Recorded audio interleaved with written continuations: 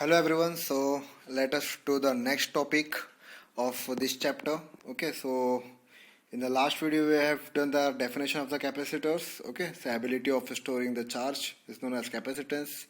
Unit is farad and this is a symbol of the capacitor. Okay, so let us see how to find the color code of the capacitor. So I hope you have gone through the last video in which we have find the value of the resistor. Okay, now the same thing we have to do for the capacitor. Okay, same thing, there's not even a single difference. Okay, just first calculate the value of the capacitor in the same way we have found the value of the resistor, and after finding that value just multiply it by 10 raised to power minus 12. Okay, that is 10 raised to minus 12, and everything is the same. If you can see, the chart is also the same, right? Black is 0, brown is 1, red is 2, orange 3, right? So BB, then ROY, ROY, GB, GBV, GW, you can write understand it on. There are many things you will understand, you will get it through. Okay, so okay, now next let us see how we can calculate the value of the capacitor using the color code. Okay, so let us see, suppose we have to calculate. Okay, so let us see, calculate the value of calculate. Okay, these are steps for how to calculate the value of the capacitor. Okay, calculate the value same like a resistor, multiply that value by 10 raised to minus 12. Okay, you can see here what it has written, multiply that value by 10 raised to minus 7. Okay, now let us see, take the example. Suppose there is a one capacitor which have a color band orange, then yellow, then white. Okay, so orange is 3, yellow is 4, and white is 10 raised to 9. Right, look here, same like that. Orange is 3, okay, yellow is 4, and what was the third one? White. White have the value of 9. Okay, so what will be the value become? 3, 4, and the third one is a multiplier, same like a resistor. Okay, since there is a no fourth band is not present, so there is a no tolerance given by the manufacturer. Okay, so if there was a fourth band also, so we can consider it as a tolerance. Okay, so orange is 3, yellow is 4, that is 34 into 10 raised to 9. Why? Because white has a 9. And what I have told you, multiply, this was the same like a resistor, and just what you have to do, multiply 10 raised to minus 12. Okay, so there's a law of indices. 9 minus 12 is minus 3, so 34 into 10 raised to minus 3 farad is the value of the capacitor. Okay, so just you can see orange 3, yellow 4, white 10 raised to 9, and whole, taking all this, just multiply 10 raised to minus 12. Okay, so you will get 34 into 10 raised to minus 3, that is 33 millifarad. Okay, fine. So this is how we can calculate the value of the capacitor. Since it was the same like a resistor, so I have not taken the second example, right? Okay, now again there's a very much important thing, the specification of a capacitor. Okay, so just like a resistor, we should know what is the different specification of a capacitor, because if we don't know the specification, we cannot use the capacitor in any of the project or in any of the devices or application. Okay, so to apply the capacitor, we should know the specification of the capacitor. So again, there are there are a lot of specification provided by the manufacturer. Okay, so among them, the main and the useful specifications I have included in this video. So let us go one by one. The first one is the capacitor working voltage. Okay, so as the name suggests, capacitor working voltage means, right, by the name one can understood what does it mean. Okay, the maximum safe limit of a DC voltage. Okay, here we are dealing with a DC voltage, remember. Okay, the maximum safe limit of a DC voltage across a capacitor to prevent the dielectric breakdown. Okay, so basically capacitor has a two plate, and between that place we have a dielectric medium. Okay, and the dielectric medium so if we will provide more voltage, right, if we will provide more voltage, suppose there is some limit of that voltage, suppose the limit is suppose 200 volt. Okay, So after 200 volt, if you will apply the voltage after 200, that is 201 or 205, 220, then there's a possibility that the dielectric medium between the plate of the capacitor, right, the dielectrical can break. Okay, it will a breakdown. Breakdown means the dielectrical is nothing but an insulating material. So if there's a break, means the current can flow, right? So the capacitor will become a short, right? It will act like a conductor.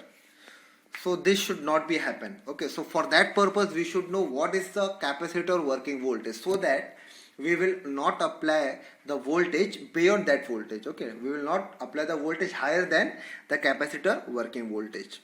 Okay, so that the dielectric medium between the plate should not be break down. Okay, so just remember the dielectric medium between the plate is insulator. It's a insulation. Okay, so if that insulation will break, the both the plate will become with the both the plate will be short. Okay, insulation resistor. Okay, so since as the name say insulation resistor means the resistance provided that the resistance provided by the capacitor. Okay, since just like there's a resistance of a material, so capacitor here it is the resistance of a capacitor. Okay, so it is defined as the resistance offered to the DC current flowing through the capacitor under the steady state condition. Okay, next one is the power factor. So factor is always the ratio. So it is the ratio of the resistance to the reactance at the operating frequency. Okay, what do you mean by reactance? Reactance is nothing but it is a property to oppose the change in voltage. Okay, resistance opposes the current. Reactance is nothing but opposes the change in current or change in voltage or current. So the ratio of that values is nothing but a power factor. Okay. Next one is equivalent series resistance. This represent all the power loss taking place in the capacitor. It means if the ESR have a high value, okay, if the value of the ESR in the capacitor have a high value, it means the more power loss will take in the capacitor, okay, during the operation. So this value ESR should always be as low as possible.